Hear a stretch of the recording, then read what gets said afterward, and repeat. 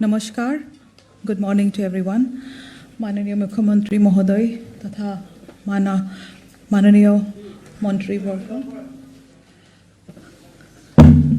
माननीय मुख्यमंत्री डॉक्टर हिमंत बिश्व शर्मार नेतृत्वत असम सरकारे शिवसागर, चराइदेव, जोरहाट और गोलाघाट जिलार बानाक्रांत राज्यলৈ सकाह दियार उद्देश्य प्रथम पर्यायत मुठ 77,500টা परियालक 15,000 टकाকৈ সৰ্বমুঠ 116 কোটি টকা ইন্টাৰিম ফ্লাড ৰিলিফ হিচাপে প্ৰদান কৰাৰ ব্যৱস্থা কৰিছিল। এই প্ৰথম পৰ্যায়ৰ সাহায্য হিচাপে 64,891 গৰাকী লোকৰ বেংক একাউণ্টত মুঠ 97.38 crores টকা সফলতাৰে হস্তান্তৰ কৰা হৈছিল। অৱশ্য বেংকৰ বিৱৰণ আৰু IFSC কোড কিন্তু কিছু ত্ৰুটিৰ বাবে ইয়াৰ একাংশ পৰিয়ালৰ একাউণ্টলৈ এই সাহায্য ধন হস্তান্তৰ হোৱা নাছিল। প্ৰথম পৰ্যায়ত ৰৈ যোৱা কোনো যোগ্য বানাক্ৰান্ত পৰিয়ালে যাতে চৰকাৰী সাহায্যৰ পৰা বঞ্চিত হ'বলগীয়া নহয় তাৰ প্ৰতি লক্ষ্য ৰাখি উক্ত ত্ৰুটিসমূহ শুধৰণি কৰি আজি দ্বিতীয় পৰ্যায়ত এই সাহায্য ধন হস্তান্তৰ কৰাৰ ব্যৱস্থা কৰা হৈছে। আজি 17 আগষ্ট তাৰিখে DBTৰ জৰিয়তে মুকলি কৰিবলগীয়া এই সাহায্য অনুসৰি চৰাইদেউ জিলাৰ 6,028টা পৰিয়াললৈ 9.08 crores টকা, শিৱসাগৰ জিলাত 22,657টা পৰিয়াললৈ 33.99 কোটি টকা, যোৰহাট জিলাত 2,328টা পৰিয়াললৈ 3.49 crores টকা আৰু গোলাঘাট জিলাৰ 982টা পৰিয়াললৈ 1.41 কোটি টকা প্ৰদান কৰা হৈছে। এতিয়া মই আজি মাননীয় মুখ্যমন্ত্ৰী মহোদয়ক এই আনুষ্ঠানিকভাৱে আজি DBTৰ এই 15,000 টকাটো মুঠ 31,951টা যোগ্য বানাক্ৰান্ত পৰিয়াললৈ মুকলি কৰিবলৈ মই অনুৰোধ জনাইছোঁ।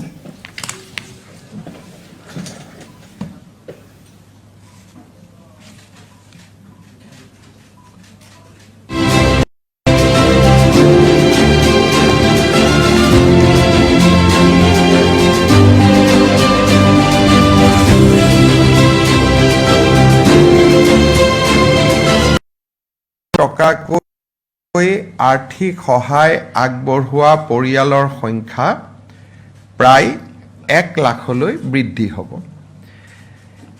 আপোনালোকে জানে যে পৰিয়াললৈ 15,000 টকাৰ এককালীন সাহায্য ৰাশি প্ৰদান কৰিছে। ইয়াৰ পূৰ্বেও ৰাজ্যৰ ৰাজহ আৰু পুনৰ সংস্থাপন বিভাগে শিৱসাগৰ, চৰাইদেউ, যোৰহাট আৰু গোলাঘাট জিলাৰ 64,891টা পৰিয়াললৈ এই ৰাজ সাহায্য বা এই 15,000 টকাৰ এককালীন যিটো সাহায্য তাক আগবঢ়াইছিল। এই পৰ্যন্ত সৰ্বমুঠ 95,000 লোকে বা পৰিয়ালে লগত কেইখনমান থাকিব 96,842 96,842টা পৰিয়ালে এই ধনৰাশি 15,000 টকাৰ ধনৰাশি লাভ কৰিছে। ৰাজ্য চৰকাৰে এই এককালীন সাহায্যৰ বাবদ এই পৰ্যন্ত 146.26 কোটি টকা ব্যয় কৰিছে। এই 15,000 টকাৰ আৰ্থিক অনুদানৰ প্ৰক্ৰিয়া প্ৰায় শেষ হৈছে যদিও শিৱসাগৰ বিধানসভা সমষ্টিৰ 3,000 লোকৰ এক তালিকাৰ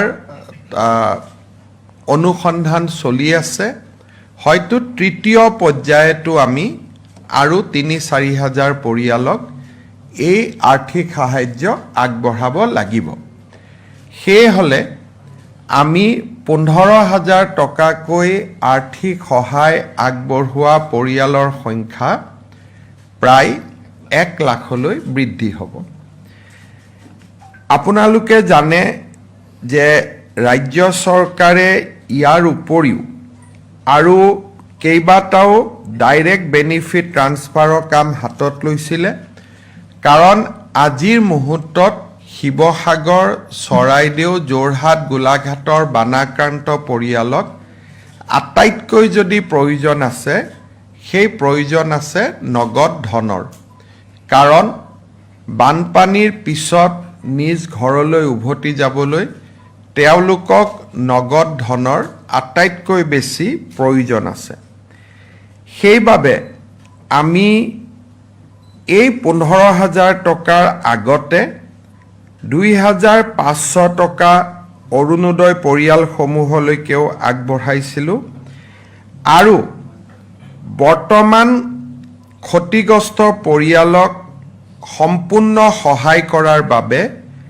ৰেপিড ডেমেজ এছেছমেণ্টৰ কামো আমাৰ এই চাৰিওখন জিলাত পূৰ্ণ গতিত চলি আছে আপোনালোকে জানি ভাল পাব যে ১,১৪৪ গৰাকী শিক্ষক শিক্ষয়িত্ৰীয়ে এই ৰেপিড ডেমেজ এছেছমেণ্টত চৰকাৰক সহায় কৰিছে আৰু এই মুহূৰ্তলৈকে ২৬,৬৮১টা ডেমেজ হাউচ তেওঁলোকে আপলোড কৰিছে ১৮,৮৮৭টা ডেমেজ কেটল সেট ৪১,০০০ হেণ্ডলুম ৰিলেটেড ৰ মেটেৰিয়েলছ আৰু ঘৰচীয়া জীৱ জন্তু ৫,৯৮,৬৯১টাৰ জৰীপ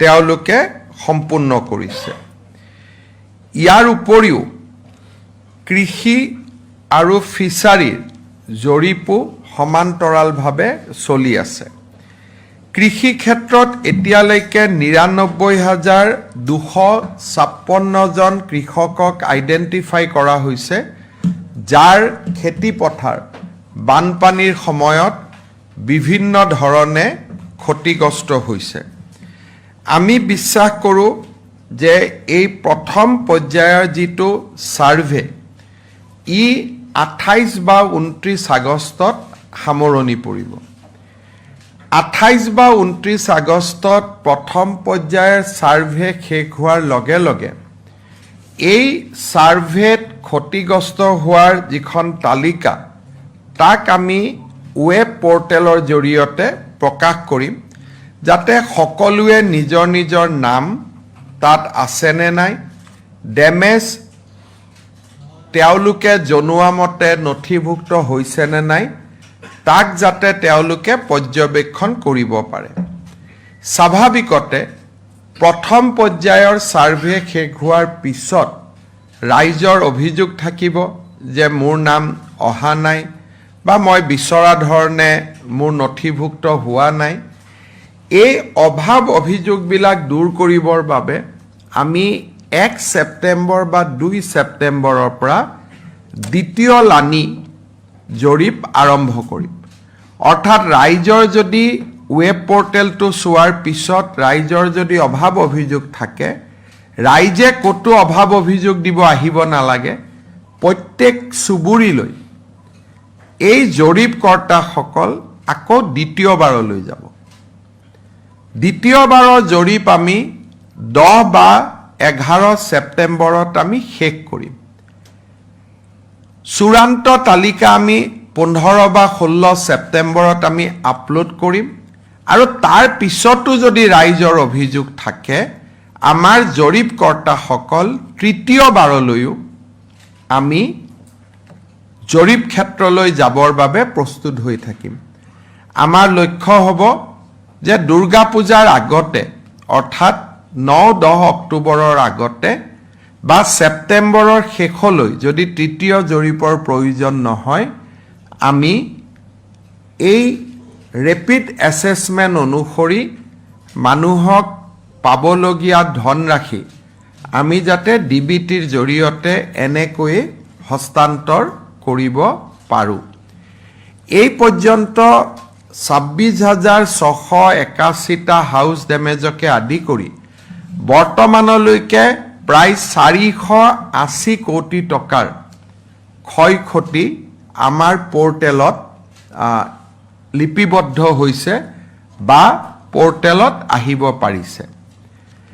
এইখিনি হৈ যোৱাৰ পিছত অৰ্থাৎ জৰীপ অনুসৰি তেওঁলোকক ধনৰাশি দিয়াৰ পিছত আমি প্ৰধানমন্ত্ৰী ডাঙৰীয়াৰ লগত আলোচনা কৰি শিৱসাগৰ আৰু চৰাইদেউ জিলাত প্ৰধানমন্ত্ৰী আৱাস যোজনাৰ গৃহ নিৰ্মাণৰ প্ৰক্ৰিয়াও যোগ্য হিতাধিকাৰীসকলৰ বাবে আমি খৰতকীয়া কৰাৰ চেষ্টা কৰিম। অৰ্থাৎ আমাৰ যি পুনৰ সাহায্য বা সাহায্যৰ প্ৰক্ৰিয়া চলি আছে সি যথেষ্ট গভীৰ হ'ব, স্থায়ী হ'ব আৰু ৰাইজক সহায় কৰাৰ বাবে আপ্ৰাণ প্ৰচেষ্টা চলোৱা হ'ব। আজি মই পুনৰ এবাৰ এই ধনৰাশি বিতৰণৰ কাৰণে লোৱা প্ৰচেষ্টাৰ বাবে ৰাজহ বিভাগক ধন্যবাদ জনাইছোঁ আৰু মই আশা কৰিছোঁ যে এই প্ৰথম 15,000 টকাৰ যিটো ধনৰাশি সেই বিতৰণৰ তৃতীয় যিটো ট্ৰান্স 3-4 হাজাৰ নাম বাকী থাকিব সেয়াও অহা 2-3 দিনৰ ভিতৰত সম্পূৰ্ণ হোৱাৰ লগে লগে এটা পৰ্যায়ৰ কাম আমি সামৰণি মাৰিব পাৰিম। বাকী আমাৰ ৰাস্তা ঘাট, স্কুল, কলেজ, অংগনবাদী, নামঘৰ এই গোটেইবিলাকক সামৰি ইতিমধ্যে আমাৰ স্থায়ী কাম চলি আছে। মেডিকেল কেম্প, ভেটেনাৰী কেম্পছ এই গোটেইবিলাক চলি আছে আৰু বানাক্ৰান্তত মৃত লোকসকললৈও প্ৰতিগৰাকী ব্যক্তিলৈ 9 লাখ টকাকৈ আগবঢ়োৱাৰ কামো আমি প্ৰায় শেষ কৰিব পাৰিছোঁ। মই ভাবোঁ যে আজিৰ এই ধনৰাশিৰ বিতৰণ হোৱাৰ লগে লগে ৰাইজে যথেষ্ট সকাহ পাব পাৰিব। বেংকৰ লোন মৰেটৰিয়ামৰ ক্ষেত্ৰত এতিয়ালৈকে 1712 গৰাকী লোকে এই মৰেটৰিয়ামৰ বাবে আবেদন কৰিছে। 31 আগষ্টলৈকে যিসকলে বেংকৰ লোন ঘূৰাই দিয়াৰ বাবে 6 মাহ বা এবছৰৰ মৰেটৰিয়াম ল'ব খোজে তেওঁলোকৰ সময় 31 আগষ্টলৈকে আছে। এই পৰ্যন্ত 1712 গৰাকী ব্যক্তি আবেদন কৰিছে যদিও প্ৰায় 2 লাখ লোন চাৰিওখন জিলাত আছে। অৱশ্যে প্ৰতিগৰাকীয়ে বানাক্ৰান্ত নহয়, তথাপিতো মই ভাবোঁ যে ই আৰু বেছি বঢ়াৰ সম্ভাৱনা আছে আৰু এই ক্ষেত্ৰত মই চাৰিওখন জিলাৰ ৰাইজক বিশেষকৈ বানাক্ৰান্ত ৰাইজক বেংক মৰেটৰিয়ামৰ কাৰণে আবেদন কৰিবলৈ আহ্বান জনাম। ইঞ্চুৰেঞ্চৰ ক্ষেত্ৰত এতিয়ালৈকে 1598 গৰাকী ব্যক্তিয়ে আবেদন কৰিছে আৰু ইয়াৰে 170 গৰাকী ব্যক্তিৰ ইঞ্চুৰেঞ্চৰ যি ক্লেইম সি সেটেল হৈছে আৰু ইঞ্চুৰেঞ্চ কোম্পানীবিলাকে ইতিমধ্যে 170 গৰাকী ব্যক্তিক ইঞ্চুৰেঞ্চৰ ধন মুকলি কৰি দিছে। ক্লেইম কৰিছে 1598, 170 গৰাকী ব্যক্তিৰ ক্লেইম ইতিমধ্যে সেটেল হৈছে আৰু আমি এই ক্ষেত্ৰত অগ্ৰাধিকাৰ ভিত্তিত ৰাইজক আহ্বান জনাম যে আপোনালোকে যাতে নিজৰ বীমাৰ ধনৰাশি আপোনালোকে ক্লেইম কৰে, বীমাৰ ধনৰাশি আপোনালোকে বিচাৰি নিজৰ নিজৰ বীমা কোম্পানীৰ লগত আপোনালোকে যেন যোগাযোগ কৰে। বানপানীৰ ক্ষেত্ৰত মই এইখিনি আপোনালোকৰ আগত আগবঢ়ালোঁ। বেলেগ মোৰ কেইটামান আৰু ক'বলগীয়া কথা আছে তালৈকে যোৱাৰ আগতে বানপানীৰ ক্ষেত্ৰত যদি আপোনালোকৰ কিবা প্ৰশ্ন আছে নিশ্চিতভাৱে আপোনালোকে কৰিব পাৰে তাৰ পিছত আমি আৰু কেইটামান বিষয়লৈকে যাবলৈ চেষ্টা কৰিম যদি বানপানীৰ ওপৰত বা সাহায্য পুনৰ সংস্থাপনৰ ওপৰত আপোনালোকৰ কিবা প্ৰশ্ন আছে আপোনালোকে কৰিব পাৰে Mr. Chief Minister, if you can just give a gist in English in terms of the reach out. Assam has suffered worse flood, more particularly in 4 districts, Sibsagar, Saraideo, Jorhat and Golaghat. Flood water has receded, government has stepped up relief and rehabilitation exercise. Today, we have released 15,000 rupees a interim payment to almost 1 lakh flood victim family. Rapid assessment survey is on. Already almost 36,000 family have been assessed by our assessor. So far, assessor has estimated that there is a direct loss of almost 450 crore. However, this survey is about 30% of the people. The survey will continue up to 31st August. And I believe that amount will be somewhere around 1,000 plus crore. Government is committed to provide full assistance to the flood victim family. I will appeal every citizen, every household to participate in rapid assessment survey so that we can give them their adequate compensation so that they can start their new life immediately.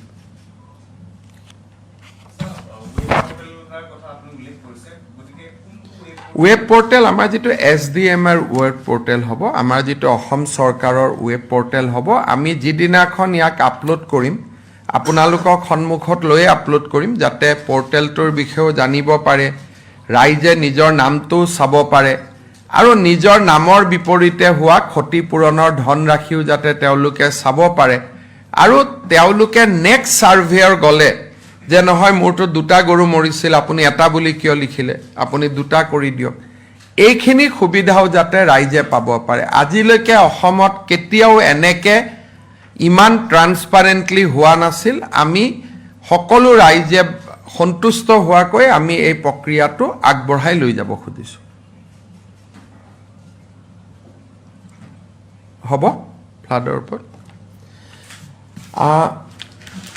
আপোনালোকে জানে যে এইবাৰ 15 আগষ্টত আমি কেইটামান বিশেষ ঘোষণা কৰিছিলো ইতিমধ্যে কেইবাটাও ঘোষণাৰ বিষয়ে ৰাইজে জানিছেও ৰাইজে ইয়াৰ লগত যোগাযোগ কৰিছে মই কেইটামান বিশেষ ঘোষণা যেটো অকনমান স্পিচত বহুতখিনি ক'ব পৰা নাযায় তাৰ বিষয়ে মই আপোনালোকৰ দৃষ্টি আকৰ্ষণ কৰিব খুজিছো আপোনালোকে জানে যে আমাৰ ৰাজ্যত পলিগেমি বা বহুবিবাহ প্ৰথা বহুত দূৰলৈকে হিপাইছিল অন্তত যোৱা কেইটামান দিনত ইউনিফৰ্ম সিভিল কোডৰ আইন প্ৰণয়ন হোৱাৰ পিছত মই যতেই তোৰত গৈছো এগৰাকী নহয় এগৰাকী মহিলাই মোৰ আগত আহি অভিযোগ কৰিছে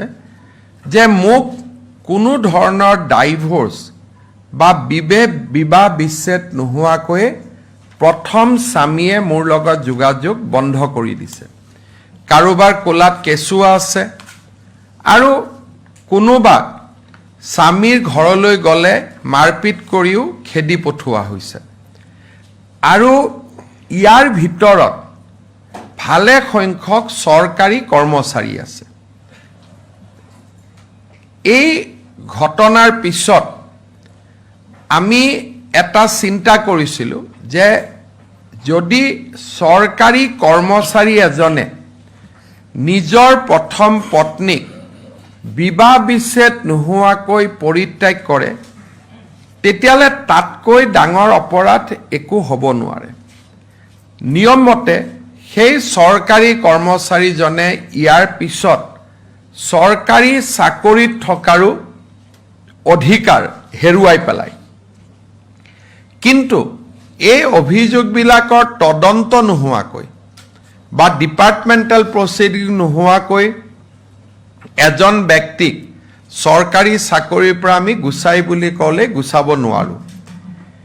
সেইকাৰণে আমি এটা নতুন সিদ্ধান্ত লৈছোঁ যে পৰিত্যাগ কৰা পত্নীগৰাকীয়ে যদি DDO-জনক অৰ্থাৎ যিজনে দৰমহা দিয়ে তেওঁক যদি আবেদন কৰে, তেওঁৰ দৰমহাৰ 20% ইনক্লুডিং DA, এইটো নহয় যে বেচিক চেলাৰী, সম্পূৰ্ণ দৰমহাৰ 20% পৰিত্যাগ কৰা পত্নীগৰাকীৰ একাউণ্টলৈকে ট্ৰান্সফাৰ কৰি দিব। কেছো চলি থাকিব, প্ৰচিডিঙো চলি থাকিব। সমান্তৰালভাৱে মহিলাগৰাকীয়ে 20% দৰমহাৰ ধন লাভ কৰিব, যাতে তেওঁলোকে এটা জীৱন এটা আৰম্ভ কৰিব পাৰে। আজি আমাৰ চৰকাৰী কৰ্মচাৰীৰ এভাৰেজ দৰমহা 50,000 প্লাছ ইন এণ্ড এৰাউণ্ড। গতিকে লগে লগে অন্তত মাহত 10-12,000 টকা সেই পত্নীগৰাকীয়ে পৰিত্যাগ পত্নীগৰাকীয়ে লাভ কৰিব পাৰিব। আৰু ইমানতে শেষ হৈ নাযায়, কৰ্মচাৰীজনৰ ওপৰত ডিপাৰ্টমেণ্টেল প্ৰচিডিঙো আৰম্ভ হ'ব সমান্তৰালভাৱে। ভাৰতৰ কোনো ৰাজ্যত এতিয়ালৈকে পলিগেমি বা বহু বিবাহৰ বিৰুদ্ধে এনে ধৰণৰ ব্যৱস্থা হাতত লোৱা নাই। আমি অসমে প্ৰথম আৰম্ভ কৰিছিলোঁ যে কোনোবা সন্তানে যদি চৰকাৰী কৰ্মচাৰী সন্তানে যদি নিজৰ পিতৃ মাতৃক কষ্ট দিয়ে, টকা পইচা নিদিয়ে, দৰমহাৰ 10ৰ পৰা 15% প্ৰণাম আয়োগে কৰ্মচাৰীজনৰ পিতৃ মাতৃক হস্তান্তৰ কৰিব পাৰিব। ইয়াৰ পিছত কিছু সংখ্যক এনে ব্যৱস্থা লোৱাৰ পিছত এতিয়া চৰকাৰী কৰ্মচাৰীৰ বিৰুদ্ধে এনে অভিযোগ প্ৰায় নোহোৱা হৈছে। মই ভাবোঁ যে আজি আমাৰ ৰাজ্য চৰকাৰে যিটো সিদ্ধান্ত লৈছে, ইও আমাৰ আই মাতৃসকলক সুৰক্ষা দিয়াত এক ডাঙৰ पदक्षेप हिसाबे थियो দিব। मैं हिंदी में भी बोलने का भी कोशिश करूंगा।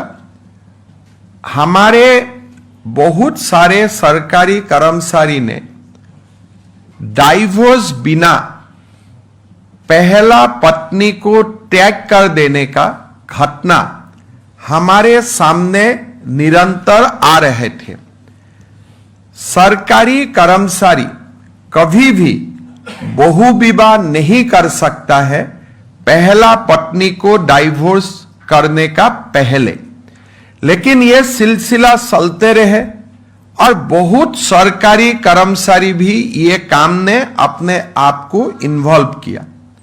हमने निर्णय लिया हो ऐसा हर सरकारी कर्मचारी का खिलाफ सरकार डीपी करेगा, सरकार व्यवस्था लेगे और जब तक ये डीपी व्यवस्था कंप्लीट नहीं होगा तब तक पहला पत्नी का अकाउंट में हम 20% तनख्वाह सरकार का लेवल से ही डायरेक्टली हम पहला पत्नी का खाता में ट्रांसफर करने का काम करूंगा। ये 20 पहले हमने असम में निर्णय लिया था कि अगर कोई सरकारी कर्मचारी अपना पिता माता का देखभाल नहीं करेगा तब हम तनख्वाह से 10 से 15% डिडक्ट करके पिता माता के अकाउंट में भेजूंगा। ये स्कीम काफी सक्सेस रहा।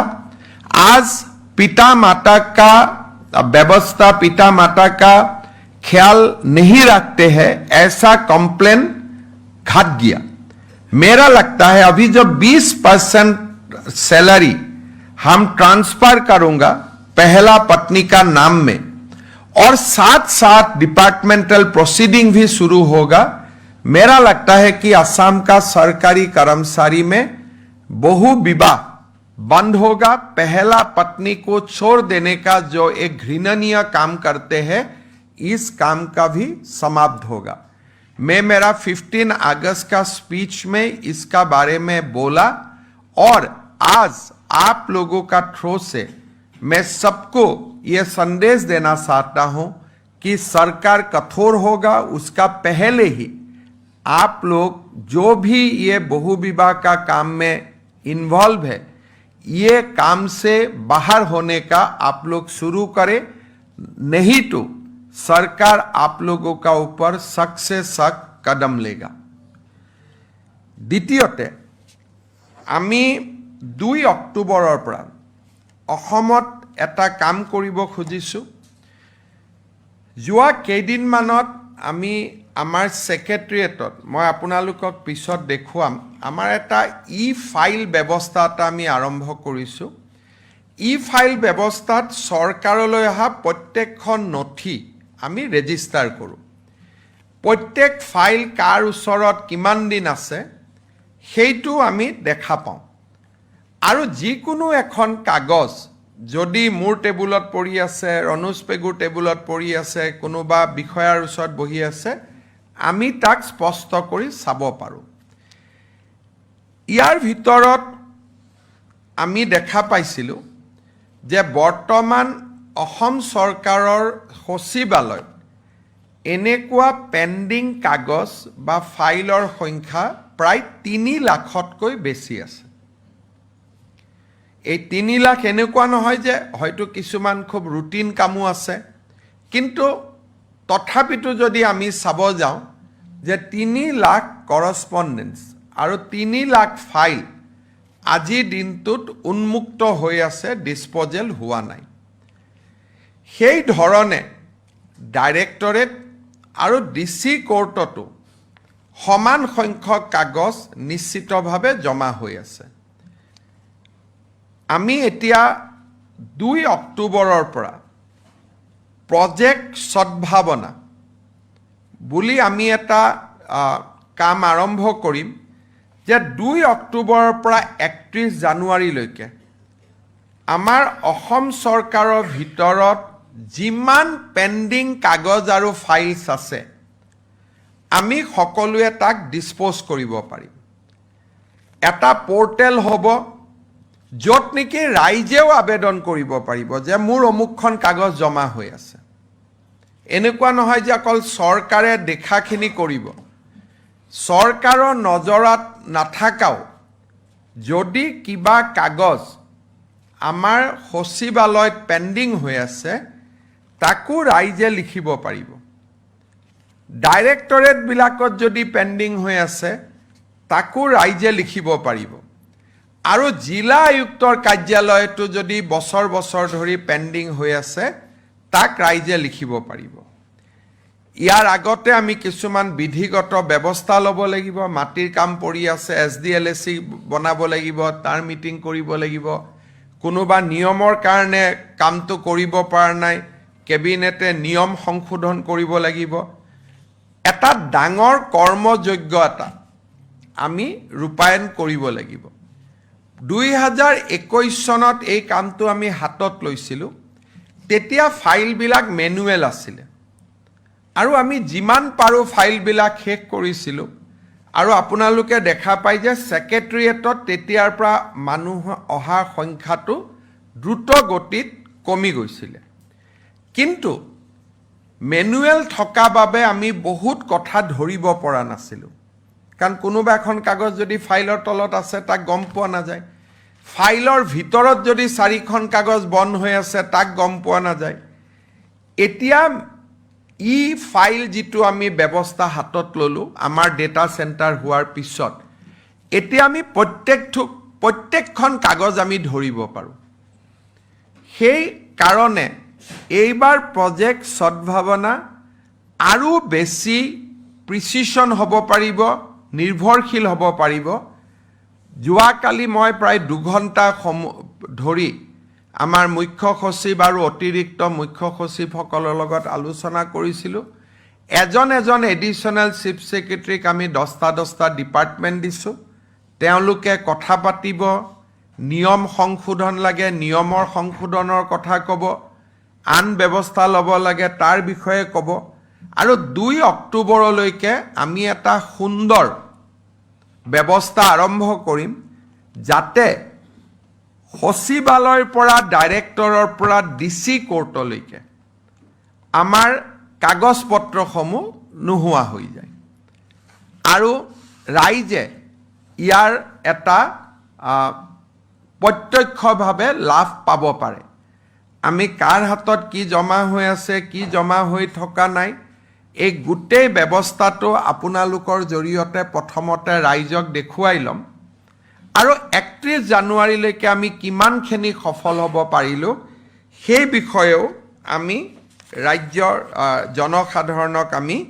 দেখুৱাই ল'ম যাতে আমি বহু বেছি জনতাক বা ৰাইজক যোনে চৰকাৰখনৰ ওচৰত আশাৰে বাট চাই আছে তেওঁলোকক যাতে আমি এটা সকাহ দিব পাৰোঁ তৃতীয়তে চৰকাৰে এটা নতুন সিদ্ধান্ত লৈছে যে আমাৰ চৰকাৰত আপোনালোকে জানে যে যুৱ সমাজৰ কল্যাণৰ বাবে প্ৰত্যক্ষ কোনো বিভাগ নাছিলে স্পৰ্টছ এণ্ড ইউথ ৱেলফেয়াৰ বুলি আমাৰ ডিপাৰ্টমেণ্ট আছিলে কিন্তু স্পৰ্টছ এণ্ড ইউথ ৱেলফেয়াৰত ক্ৰীড়াক অধিক গুৰুত্ব দিয়া হৈছিলে এতিয়া ৰাজ্য চৰকাৰে এটা সিদ্ধান্ত লৈছে যে আমি এটা ইউথ ৱেলফেয়াৰ এণ্ড এম্পাৱাৰমেণ্ট এটা নতুন বিভাগ আমি নিৰ্মাণ কৰিম যিটো বিভাগৰ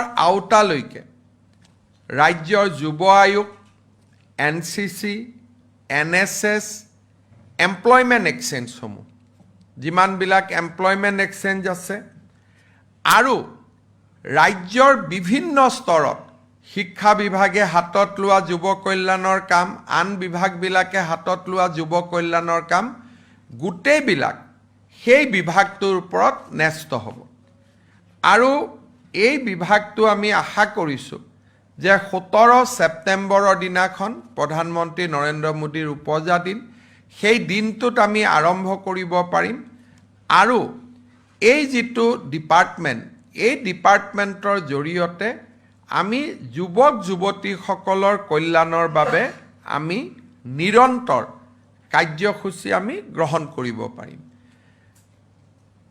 আকৌ ভাৰতৰ ভিতৰতে এটা ডেডিকেটেড ইউথ ৱেলফেয়াৰ ডিপাৰ্টমেণ্ট মই নাজানো আন কিমান বিভাগত আছে কিন্তু আমাৰ কাৰণে ই এটা ডাঙৰ প্ৰাপ্তি হ'ব আৰু ইতিমধ্যে বিভাগটোৰ নিৰ্মাণৰ কাম তাৰ ডিষ্ট্ৰিক্ট অফিচ ক'ত হ'ব ষ্টেটত ডাইৰেক্টৰেট কেনেকুৱা হ'ব ষ্টেটত আন কি ধৰণৰ কাৰ্যসূচীবিলাক ইয়াত অনা হ'ব তাৰ কাম কাজ আৰম্ভ হৈছে আৰু আমি ভাবোঁ যে 17 ছেপ্টেম্বৰৰ দিনাখন আমি ৰাজ্যৰ যুৱ সবলীকৰণ আৰু কল্যাণ বিভাগটো আমি আৰম্ভ কৰিব পাৰিম স্বাধীনতা দিৱসৰ দিনা এই বিষয়েও আমি উল্লেখ কৰিছোঁ 4 নম্বৰ আপোনালোকে জানে যে ৰাজ্যৰ কৃষি বিভাগটো আমি সজাই পৰাই তোলাৰ ক্ষেত্ৰত এই চৰকাৰে প্ৰাথমিকতা দিছে কৃষি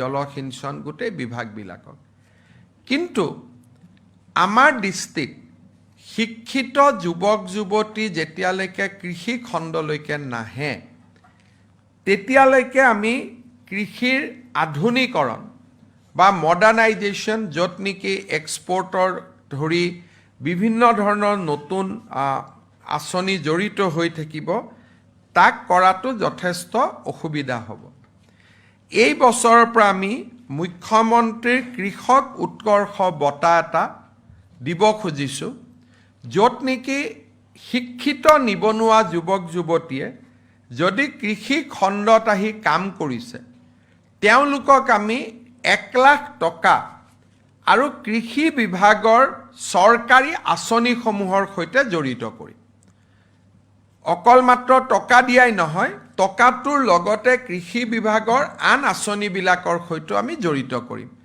5 বছৰত আমি 10,000 শিক্ষিত নিবনুৱা যুৱক যুৱতীক এই উৎকৰ্ষ বঁটাৰ অধীনলৈ আনিব খুজিছোঁ। এই বছৰ আমি 1000 আমি কৃষকক এই বঁটাৰে শিক্ষিত নিবনুৱা যুৱক যুৱতী যোনে কৃষকৰ বা খেতিৰ কাম হাতত লৈছে তেওঁলোকক আমি এই বঁটাৰে সন্মানিত কৰাৰ বাবে চেষ্টা কৰিম। আমি বহু সময়ত জাষ্টিছ বিপ্লৱ শৰ্মা আইনখনৰ বিষয়ে আলোচনা কৰিছিলোঁ। জাষ্টিছ বিপ্লৱ শৰ্মা কমিশ্যনৰ এটা ৰিকমেণ্ডেশ্যন আছিল যে ৰাজ্যৰ কিছু নিৰ্দিষ্ট ৰেভিনিউ ব্লকত অকল অসমৰ অৰিজিনেল চিটিজেনসমূহে যাতে মাটি কিনা বেচা কৰিব পাৰে। আমি ৰাজ্যৰ 40টা ৰেভিনিউ চাৰ্কুলত মই বিধানসভাত ঘোষণা কৰি 15 আগষ্টৰ দিনা ঘোষণা কৰিছোঁ যে ৰাজ্যৰ 40টা ৰেভিনিউ চাৰ্কুলত অকল অসমৰ খিলঞ্জীয়া বাসিন্দাসকলেহে যাতে মাটি কিনা বেচা কৰিব পাৰে তাৰ আমি এখন শক্তিশালী আইন আমি অনাৰ কথা 15 আগষ্টৰ দিনা ঘোষণা কৰিছোঁ। আমি কোনকেইটা ৰেভিনিউ চাৰ্কুল হ'ব তাৰ ওপৰত আমি সংশ্লিষ্ট সকলো পক্ষৰ লগতে আলোচনা কৰিম আৰু আমি 40টা ৰেভিনিউ চাৰ্কুল আমি আইডেণ্টিফাই কৰিম। আমি সেই দিনাখনেই 15 আগষ্টৰ দিনা দুটা ডাঙৰ আমি অভিযান হাতত লৈছোঁ। আপোনালোকে জানে যে 1228 চনত স্বৰ্গদেউ চাওলুং চুকাফা পাটকাই পৰ্বতেৰে অসমলৈ আহিছিল। 2028 চনত স্বৰ্গদেউ চাওলুং চুকাফাৰ অসম আগমনৰ 8 বছৰ পূৰ্তি হ'ব। এই 2028 চনটো আমি খুব সুন্দৰভাৱে স্বৰ্গদেউ চাওলুং চুকাফাৰ বৰ অসম নিৰ্মাণৰ প্ৰতি যি অনবদ্য অৰিহণা আছিল, একক অনন্য বৰঙণি আছিলে, তাক সোঁৱৰণ কৰি 2028 চনটো আমি উদযাপন কৰিবলৈ সিদ্ধান্ত গ্ৰহণ কৰিছোঁ। ইয়াৰ সমান্তৰালভাৱে ই এটা কাকতলীয়া সংযোগে হওক বা আন এক নষ্টালজিক অনুভৱে হওক, এই 2028 চনটো আন এক বিশেষ কামৰ কাৰণে বা বিশেষ মাইলষ্টোনৰ কাৰণে বা বিশেষ ঐতিহাসিক ঘটনাৰ কাৰণে গুৰুত্বপূৰ্ণ যে 1828 চনত অৰ্থাৎ 2028 চন হ'লে 200 বছৰ হ'ব। 1828 চনত গোমধৰ কোঁৱৰে প্ৰথম ব্ৰিটিছৰ বিৰুদ্ধে বিদ্ৰোহ আৰম্ভ কৰিছিল। 2028 চনটো চুকাফাৰ অসম আগমনৰ 8 বছৰ আৰু গোমধৰ কোঁৱৰৰ বিদ্ৰোহৰো 200 বছৰ পূৰ্ণ হ'ব। সেই ফালৰ পৰা 2028 চনটো অসমৰ বাবে এটা বিশেষ গুৰুত্বপূৰ্ণ বৰ্ষ। তাক আমি সম্পূৰ্ণ ঐতিহাসিক দৃষ্টিৰে আৰু বিনম্ৰতাৰে সৈতে ৰাজ্য চৰকাৰে পালন কৰিবলৈ সিদ্ধান্ত গ্ৰহণ কৰিছে। এইকেইটা ঘোষণাৰ উপৰিও 15 আগষ্টৰ মঞ্চৰ পৰা মই এটা বিশেষ আহ্বান কৰিছিলোঁ। আপোনালোকে জানে যে বৰাক উপত্যকাত আমাৰ বংগভাষী লোকসকল বাস কৰে। আমি বৰাক উপত্যকাৰ ক্ষেত্ৰত আমাৰ দৃষ্টিভংগী পৃথক।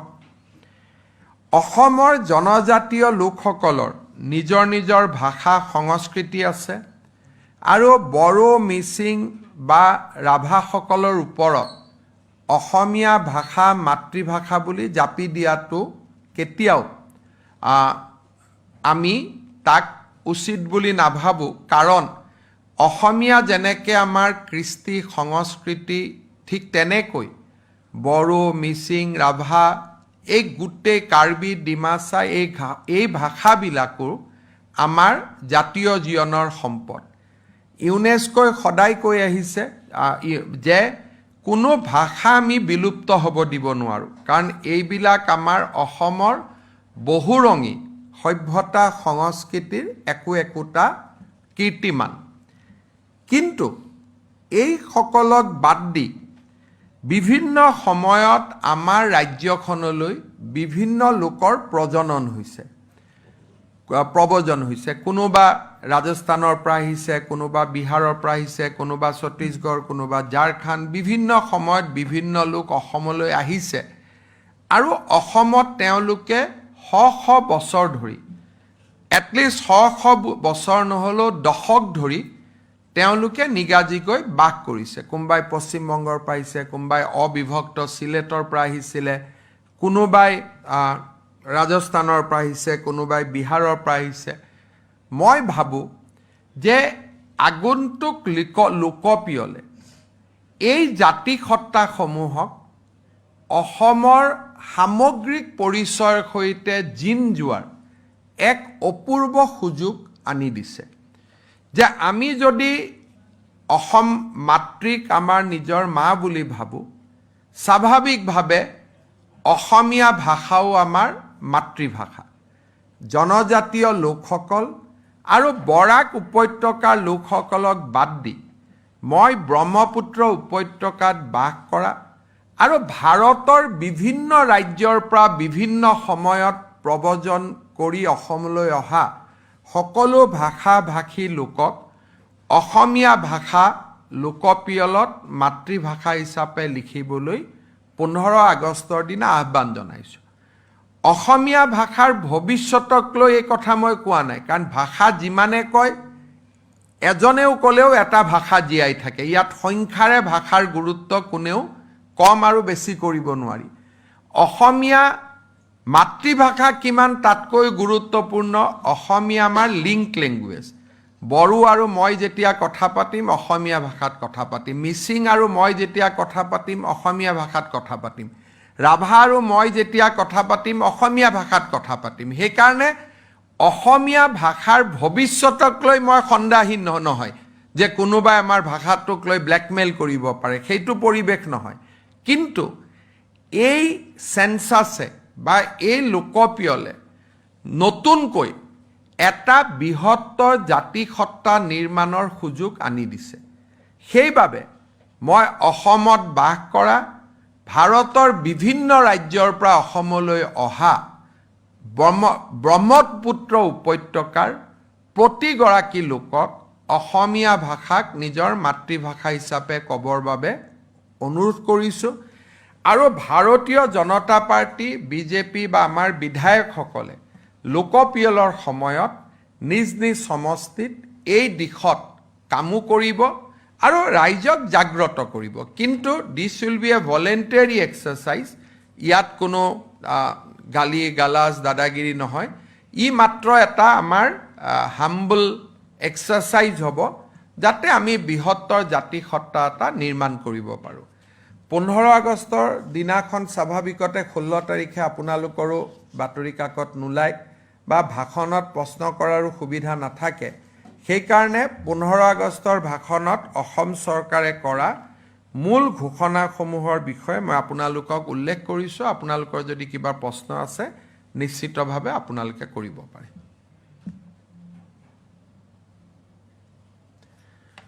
এইকেইটা মই বাকী প্ৰশ্নৰ উত্তৰ দি দিম কিবা থাকিলে। এইকেইটাৰ ওপৰত যদি স্পেচিফিকেলি আপোনালোকৰ কিবা প্ৰশ্ন আছে আপোনালোকে ক'ব পাৰে। বৰাক উপত্যকাৰ কথা বতৰাৰ লগত তেওঁলোকৰ নিজৰ ভাষা সংস্কৃতি ভাষা আন্দোলন বহুতবিলাক হৈ গৈছে। গতিকে বৰাক উপত্যকাৰ বিষয়ে আমি ইয়াতে আলোচনা কৰা নাই। আৰু আপোনালোকে যদি হোমেন বৰগোহাঁইৰ লেখা বা বিভিন্ন লেখা চাই চুকাফাৰ আগমনলৈকে আমাৰ সংস্কৃতিটো ব্ৰহ্মপুত্ৰ উপত্যকাৰ সংস্কৃতি, অসমীয়া সংস্কৃতি। হোমেন বৰগোহাঁইও ইয়াৰ ওপৰত লিখা কৈছে, স্বৰ্গদেউ চাওলুং চুকাফাও ব্ৰহ্মপুত্ৰ উপত্যকাতে আহিছিল। অসমীয়া যিটো সংস্কৃতি এইটো ব্ৰহ্মপুত্ৰ উপত্যকাৰ সংস্কৃতি।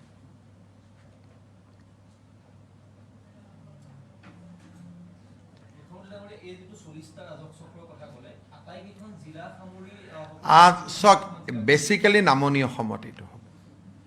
আটাইকেইখন জিলাতো প্ৰয়োজন নাই যোৰহাটত এইটো আইন প্ৰণয়ন কৰি কি লাভ আছে সকলোৱে অসমীয়া গতিকে ই নামনি অসমতে বেছিকৈ এই ৰাজহ চক্ৰকেইটা নামনি অসমতে হ'ব কিন্তু আমি সিলেকশন কৰিম কিন্তু মোৰ যিমান দূৰ দৃষ্টি আহে ধুবুৰী গোৱালপাৰা বৰপেটা এইখিনিতে আমি বেছিকৈ কনসেন্ট্ৰেট কৰিব লাগিব যিখিনি মাটি অন্তত বাছি আছে তাক বচোৱাৰ চেষ্টা এটা কৰিব লাগিব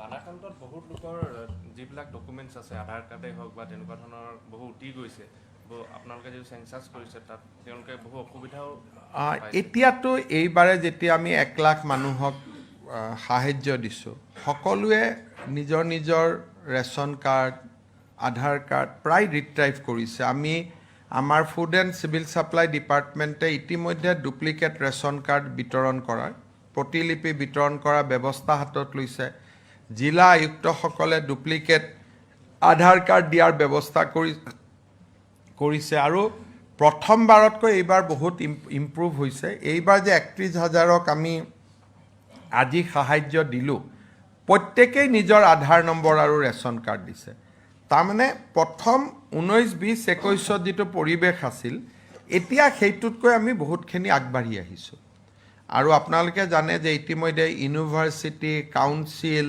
সকলোৱে ঘোষণা কৰিছে যে আমি ফ্ৰী উইদাউট ফিজ আমি ডুপ্লিকেট মাৰ্কশ্বিট আদিও দিম আৰু বহুতে সংগ্ৰহো কৰিছে স্যাৰ 1.5 লাখ ক্ৰোৰ্ছ যেটো ইনভেষ্ট হ'ব ইনফ্ৰাষ্ট্ৰাকচাৰত অসমৰ যেটো আপুনি ইণ্ডিপেণ্ডেন্স ডে ভাষণত কৈছিলে এইটো কোনটো সেক্টৰত আৰু কেনেকা ধৰণৰ হ'ব স্যাৰ 1 লাখ ক্ৰোৰ আহিব চেণ্ট্ৰেল গভৰ্ণমেণ্টৰ পৰা আৰু তাৰ স্কিমবিলাক আপোনালোকে দেখিছে যে কেইদিনমান আগতে বাইহাটা চাৰিআলিৰ পৰা আমাৰ তেজপুৰলৈকে 4 লেনিং হ'ল আগত যিমানবিলাক ইনফ্ৰাষ্ট্ৰাকচাৰৰ ডিচিশ্যন আছিলে যোৱা 5 ইয়াৰ্ছত সেইখিনিক মই ইয়াত ধৰা নাই কাজিৰঙাৰ এলিভেটেড কৰিডৰ বা টানেল এইবিলাক হৈ গ'ল চেণ্ট্ৰেল গভৰ্ণমেণ্টৰ পৰা নেক্সট 5 ইয়াৰ্ছত ফ্ৰেছ ইনফ্ৰাষ্ট্ৰাকচাৰ আমি আশা কৰিছোঁ 1 লাখ ক্ৰোৰ বেচিকেলি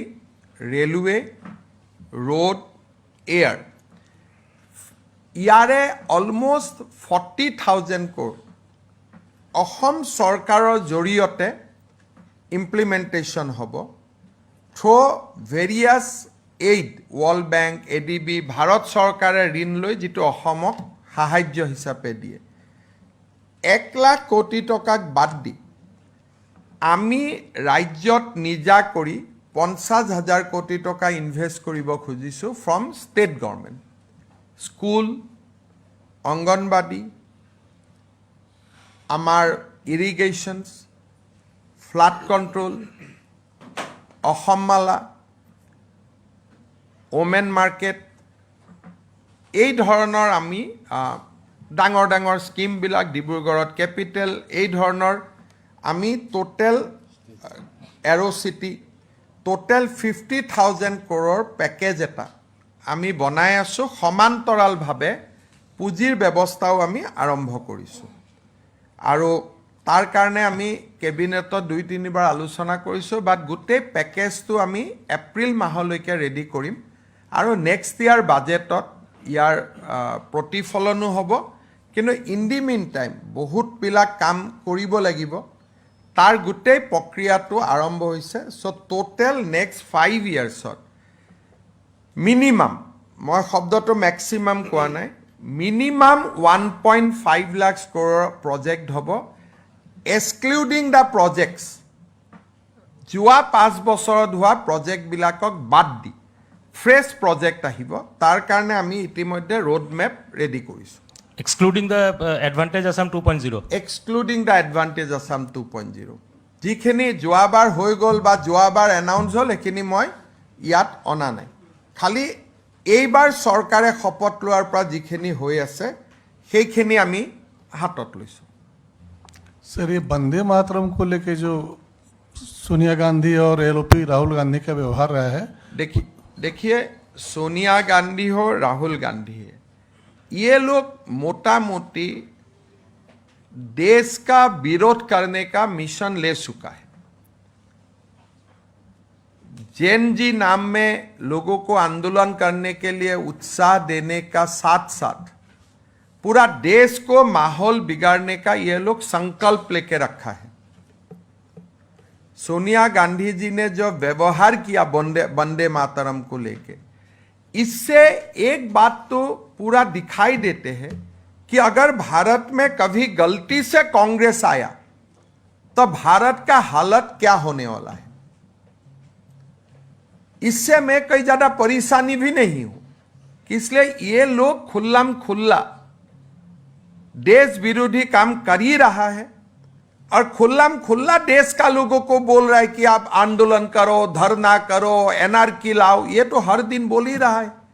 और वंदे मातरम को रुकवाने के लिए उनका जो प्रयास हुए दोनों माँ बेटा का, इससे यही दर्शाता है कि कांग्रेस देश का शासन में आने में अगर आते हैं गलती से, हमारा देश का क्या हालत होने वाला है।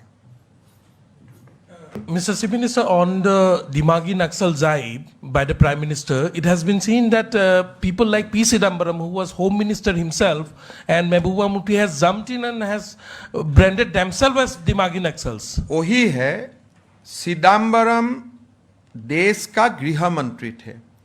उस समय आपको याद होगा वीसी शुक्ला सहित कांग्रेस का बड़े बड़े नेताओं को छत्तीसगढ़ में बम से उड़ाया गया था, लेकिन फिर भी कांग्रेस ने नक्सल को खत्म करने का कोई व्यवस्था नहीं लिया।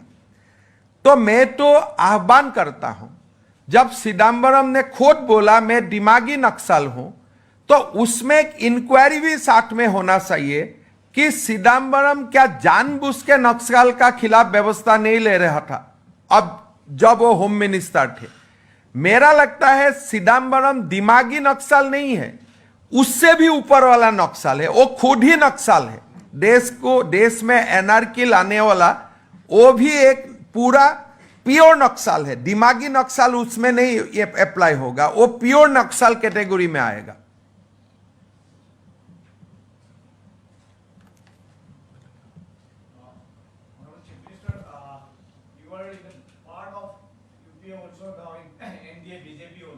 How you are viewing both the parties? They are tackling insurgency and militancy in India.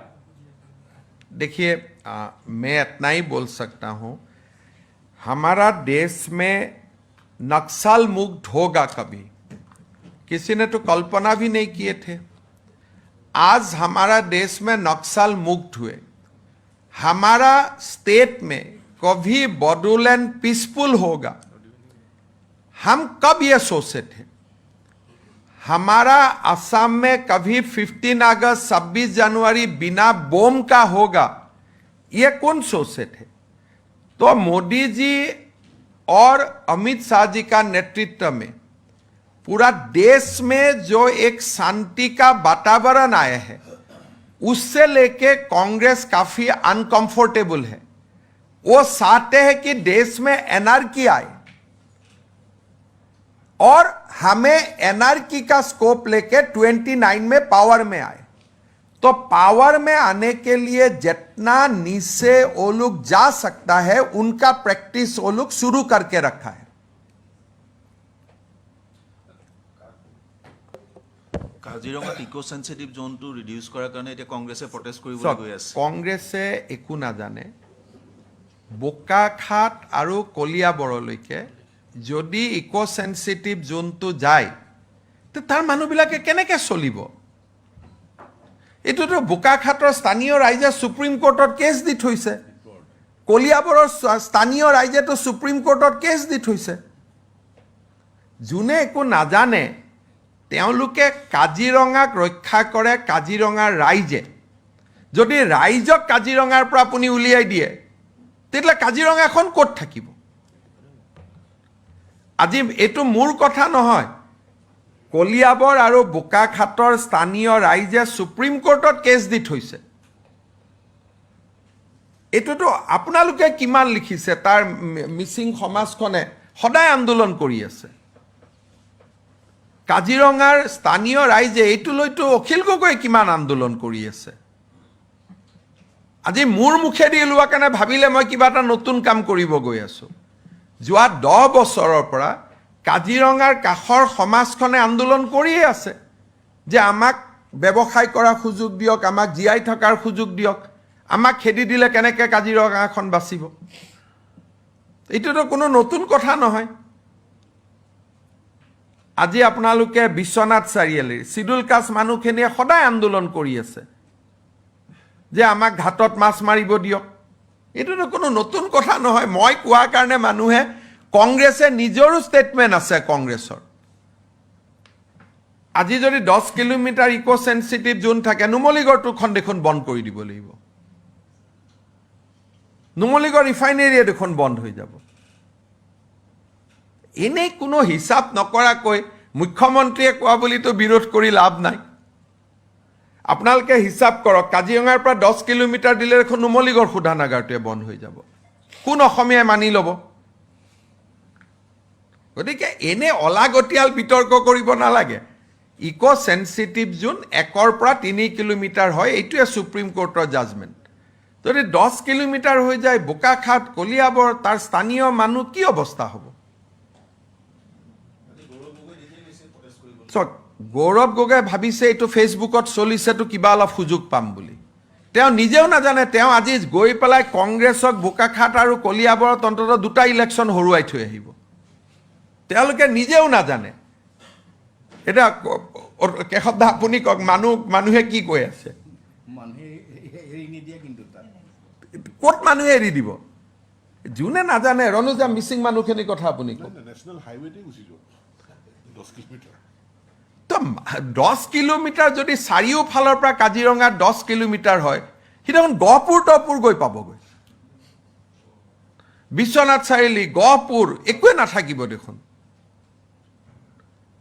কাজিৰঙাখন উত্তৰ পাৰে আছে বিশ্বনাথ ঘাটলৈকে তাৰ পৰা যদি 10 কিলোমিটাৰ কম্পাছ মাৰি দিয়ে তে গহপুৰ বিশ্বনাথ চাৰিআলি একোৱে নাথাকিব দেখোন কাজিৰঙা মানেতো কহৰা নহয় কহাৰাৰ পৰাতো 10 কিলোমিটাৰ কোৱা নাই সীমাৰ পৰা 10 কিলোমিটাৰ কৈছে তেলেখন বিশ্বনাথ চাৰিআলি গহপুৰ একোৱে নাথাকিব এনে আৰু মই কলু বুলিয়ে বিৰোধিতা কৰিব নালাগে নহয় আজি তেওঁ গোটেই কংগ্ৰেছক শেষ কৰি দিলে তাতে যি কবাত বাছি খুচি আছিল তেওঁ তাতে গৈ শেষ কৰি দিলে সুপ্ৰিম কোৰ্টে কৈছে যে 3 কিলোমিটাৰ ম্যাক্সিমাম ইএসজেড হলে আমি সন্তুষ্ট আমাৰ ৰাজ্যটো 3 কিলোমিটাৰত আন্দোলন কৰি আছে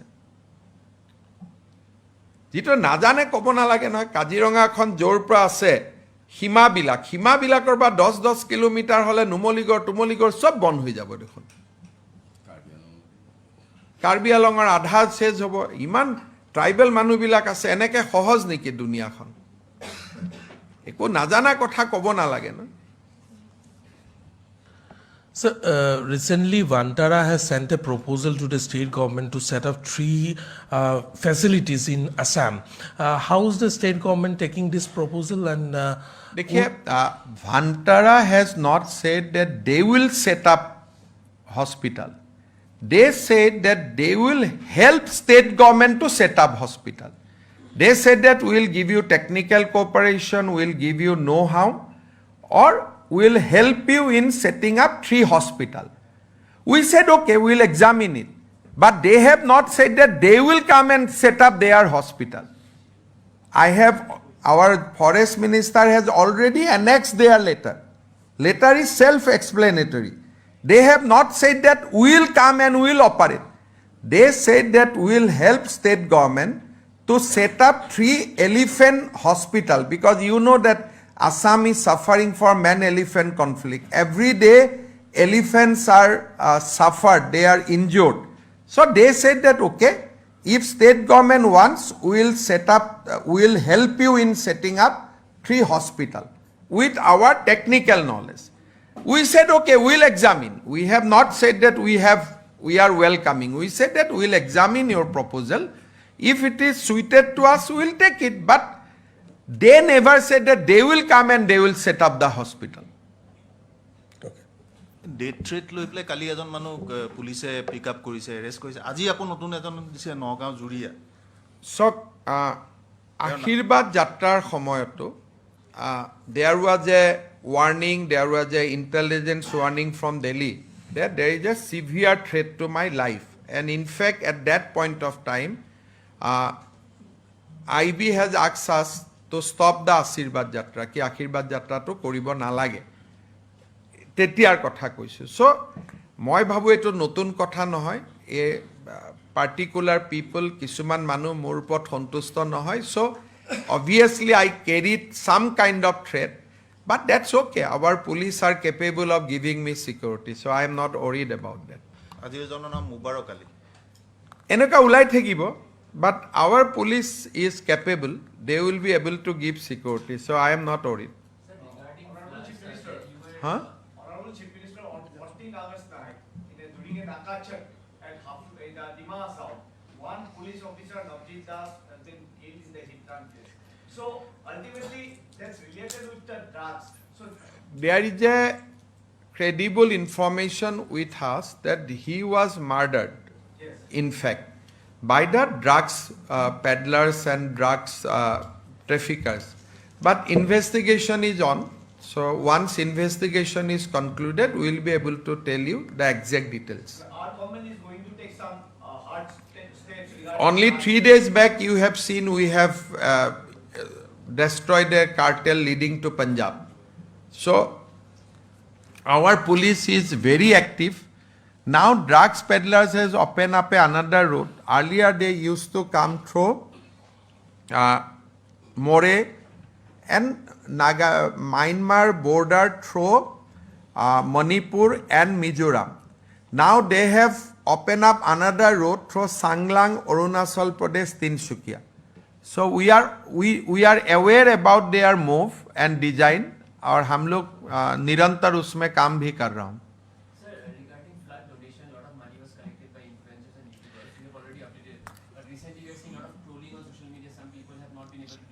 So I have appreciated in my Independence Day speech, I have appreciated NGO, individual philanthropies, association, NGO, everybody for helping in the flood relief activity. However, even some influencer from outside Assam has also collected money. So government is looking that whether actually aid has gone or not. If aid has come to the district, we will honor them. We will appreciate them. We will send a letter. So we are not trying to find fault with anybody, but we are just trying to ascertain who are the people who help us. We must know the list that these are the people who help us in the time of crisis. So I think social media में क्या चल रहा है वो देखना मेरा काम नहीं है. मेरा काम जो हमें मदद किया है उनको थैंक यू बोलना. बाकी जो मदद नहीं किया है अगर वो तो खुद ही जाने. लेकिन मेरा लगता है कि ठीक है, सब लोगों ने मदद किया है.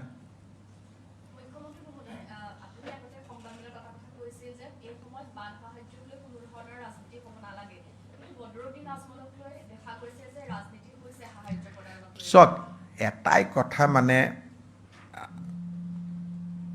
মানে অকণমান মানুহে অফেন্ড হৈছে যে তেওঁ পইচা দিছে ভৰিত ধৰিছে. এটা কি পৰিস্থিতিত কি হ'ল মই নাজানো. Definitely video' was not in good test. তো ভিডিঅ'টো ভাল লগা ভিডিঅ'টো নহয়. বাকী মই ক'ব খোজা নাই যে মই এনেকৈ টকা দি আছোঁ, মানুহে ভৰিত ধৰি আছে. অলপ অসমীয়া হিচাপেতো গাত লাগিবই. গতিকে কিন্তু পৰিৱেশ পৰিস্থিতি কি আছিল মই নাজানো, আৰু মই বহুত বেছি এইবিলাকত সোমোৱা নাই. কেতিয়াবা মোৰো ভৰিত বয়োজ্যেষ্ঠ মানুহে আহি ধৰি দিয়ে, মোৰো লাজ লাগে, কষ্ট পাওঁ. কিন্তু যেতিয়া ধৰি উঠাব খোজো অলৰেডি ধৰিলেই. সেইবোৰ ভিডিঅ' ওলালে মোৰো লাজ লাগিব কেতিয়াবা. ডাঙৰ ডাঙৰ বয়সস্থ মহিলাই মামা বুলি সাৱটি ধৰাটো বেলেগ কথা, কিছুমানে আহি ভৰিটো ধৰি দিয়ে. উঠাব যত্ন কৰোঁ, কেতিয়াবা বেলেগৰ লগত কথা পাতি থাকোঁতে উঠাব নোৱাৰোঁ. ভিডিঅ' ওলালেতো খুব বেয়া দেখিব যে মোক কোনোবাই ভৰিত ধৰি আছে, মই বেলেগৰ লগত কথা পাতি আছোঁ. গতিকে পলিটিচিয়ানে বহুত ধৰণৰ চিটুৱেশ্যন ফিল্ডত ফেচ কৰিব লাগে. কাৰণে এই বিষয়ে মই চোৱা নাই, বিমল বৰাই চাই আছে, তেওঁ ক'ব কি ক'ব লাগে. কিন্তু ডেফিনেটলি ভিডিঅ'টোত অলপমানতো মনটোতো বেয়া লাগিবই.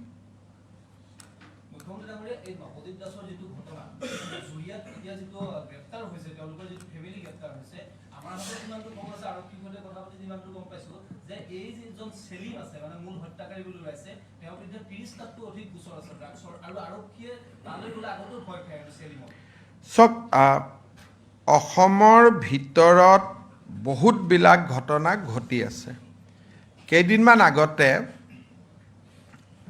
আমি এটা নেক্সাছ লৈছিলোঁ আপোনালোকক পুলিচে ক'ব যে আধাৰ বাইপাছ কৰিও কেনেকৈ আধাৰ ব্যৱহাৰ কৰিব পাৰি আৰু এই গোটেইবিলাক কামত আমাৰ অসমৰে কিছুমান মানুহ জড়িত আছে আমি ভাবিবই নোৱাৰোঁ যে আইটিত আমাৰ মানুহ ইমান আগবাঢ়িছে কিন্তু পজিটিভ ছাইডটোত নহয় নিগেটিভ ছাইডটোত সেইকাৰণে ড্ৰাগছৰ ক্ষেত্ৰতো মই বহুতবাৰ আপোনালোকক কৈছোঁ যে অসমটো এটা ট্ৰেনজিটৱে মায়ানমাৰ মণিপুৰ বা মিজোৰাম অসমৰ পিছত বেংগল এনেকৈ আগবাঢ়ি গৈ থাকে এতিয়া চেণ্ট্ৰেল গভৰ্ণমেণ্টেও বহুতবিলাক কাম হাতত লৈছে আমিও লৈছোঁ আৰু নৱজিৎ দাসৰ ঘটনাটোৱে আমাক আকৌ এবাৰ প্ৰমাণ কৰিছে যে সন্মুখত প্ৰত্যাহ্বান কিমান আছে বাট মই ভাবোঁ যে প্ৰত্যাহ্বানবিলাক আমি গ্ৰহণ কৰিব লাগিব আৰু আমি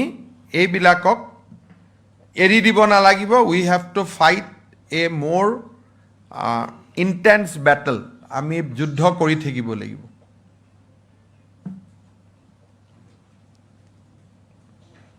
একো নাই ঠিক আছে আৰু কিবা আছে যদি সুধিব পাৰে ঠিক আছে সকলোকে মই ধন্যবাদ জনাইছোঁ আৰু মই ভাবোঁ যে যি ধৰণে ফ্লাডৰ ৰিলিফৰ কাম আগবাঢ়ে মই আপোনালোকক আপডেট দি থাকিম ধন্যবাদ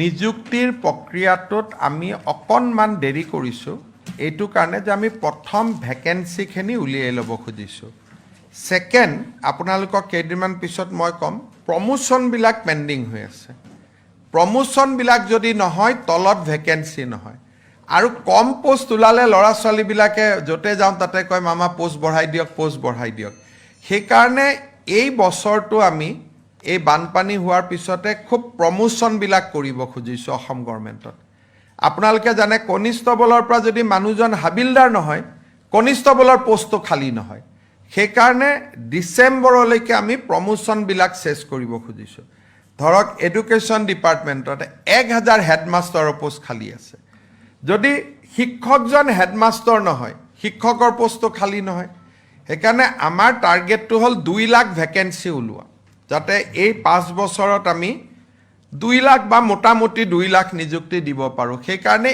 এই বছৰটোত আমি প্ৰমোশ্যনখিনি কৰিম যাতে মেক্সিমাম ভেকেঞ্চি উলিয়াব পাৰোঁ আৰু 2027 চনৰ পৰা আমি এপইণ্টমেণ্টবিলাকৰ কাম আৰম্ভ কৰিম 26 চনটো আমাৰ হ'ল পোষ্ট বিচৰা কাম যে মেক্সিমাম পোষ্ট যাতে আমি বিচাৰিব পাৰোঁ হ'ব